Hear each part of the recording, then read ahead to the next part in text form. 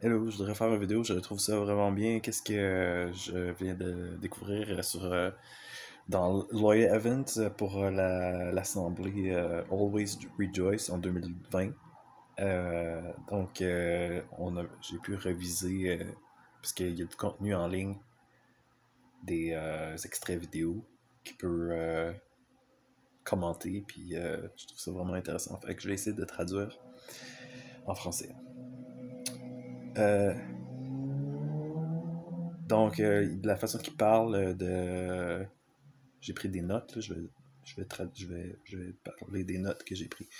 Le monde, il parle par les orateurs, le leadership d'organisation, veulent faire croire au monde que c'est juste les témoins de Jéhovah qui sont honnêtes. Et le monde qui sont non témoins de Jéhovah dans le monde sont des workaholics ou lazy. Ils ont, ils ont de la misère à trouver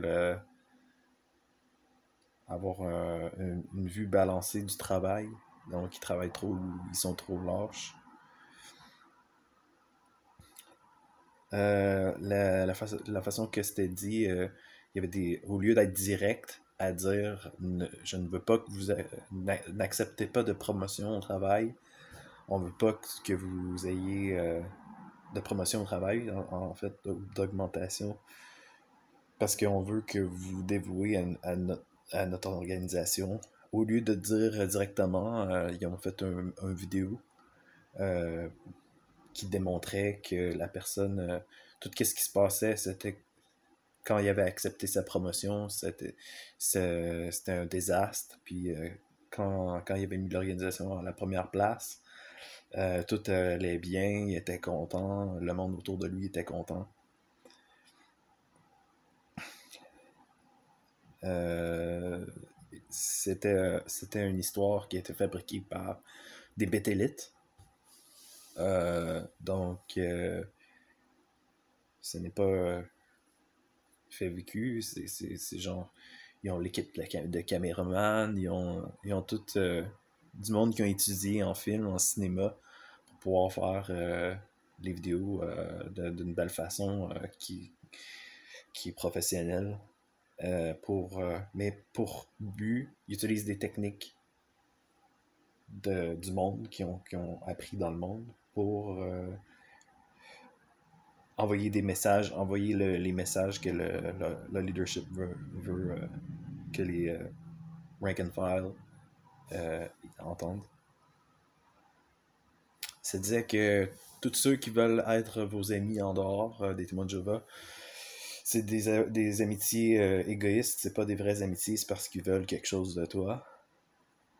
Ici, il a cité l'exemple d'une femme de 40 ans qu'il y avait plus de 1000 amis Facebook, mais il y a aucun de ses amis qui a répondu quand elle a demandé de l'aide juste avant de se suicider.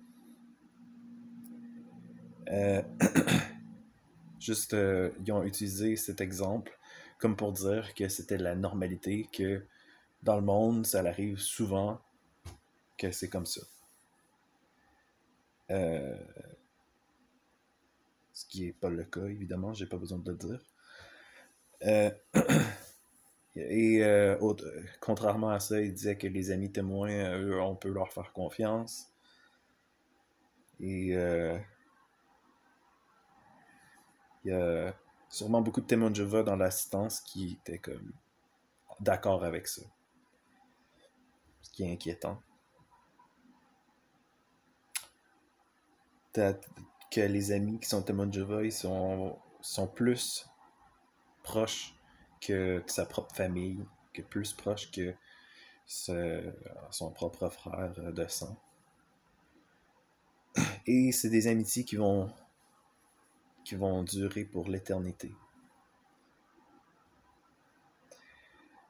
Et toutes les personnes qui sont des non, qui sont pas témoins de Jéhovah, c'est le genre de personnes qui vont rire de des personnes qui pratiquent leur religion en public, parce qu'on voyait dans le drame filmé que les amis à la job, ils étaient en train de pointer le gars qui avait choisi de faire son service. Euh, dehors sur la rue, puis le monde, ses amis de la job, ils le pointaient, puis ils riaient, puis comme des comme des hyènes. Donc, tous les non-témoins, c'est ce genre de personnes. C'est ce qu'on nous enseigne, ce qui est évidemment pas vrai. Parce qu'il y a vraiment des bonnes personnes qui sont non-témoins. Euh, c'est encore une fois une histoire qui a été inventée, créée par les Pétélites et ils ont du monde éduqué en film, en éclairage, en son, en musique pour faire le tout que ça crée des émotions puis faire passer le message. Les témoins ont une attitude légère face à la vie, puisqu'ils se disent que même s'ils meurent, ils vont rester dans la mémoire de Jéhovah. Et ils vont être récompensés dans le paradis, dans l'après-vie. C'est le même genre de mentalité que les terroristes ont, ou les personnes qui font des suicides, qui se font exploser. Parce ils pensent que leur vie ne vaut pas grand-chose et que c'est dans l'après-vie que ça compte, qu'ils vont être récompensés s'ils font ces actes. Être un témoin de Jéhovah, c'est de se réjouir de la destruction prochaine de toutes les non-témoins de Jéhovah. Ici, on enseignait aux femmes qu'elles devaient être soumises à leur mari, qu'elles devaient rester silencieuses et supporter leur mari dans tout et écouter les hommes parler. Les maris devaient donner de l'honneur à leurs femmes parce qu'ils sont un vase plus faible. Parce qu'ils sont fragiles. On nous enseigne en tant que futur mari que notre femme est fragile, physiquement moins forte, ce qui est effectivement vrai. Un homme c'est plus fort physiquement, mais c'est assez insultant quand même de parler des femmes comme s'ils sont des vases faibles, fragiles. Et il y a beaucoup de femmes que je pense que ce qualificatif ne va pas si je Euh, parce qu'il y a des femmes qui sont fortes et des femmes qui sachent se battre, des arts martiaux et tout. Donc, c'est faux.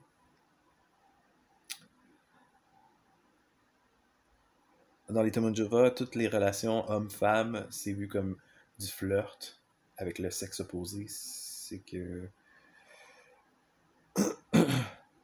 les maris sont supposés aider les femmes aider leurs femmes avec les tâches de la maison, plutôt que de les partager d'égal à égal. C'est le rôle de la femme de faire la cuisine, de faire la vaisselle, de le ménage.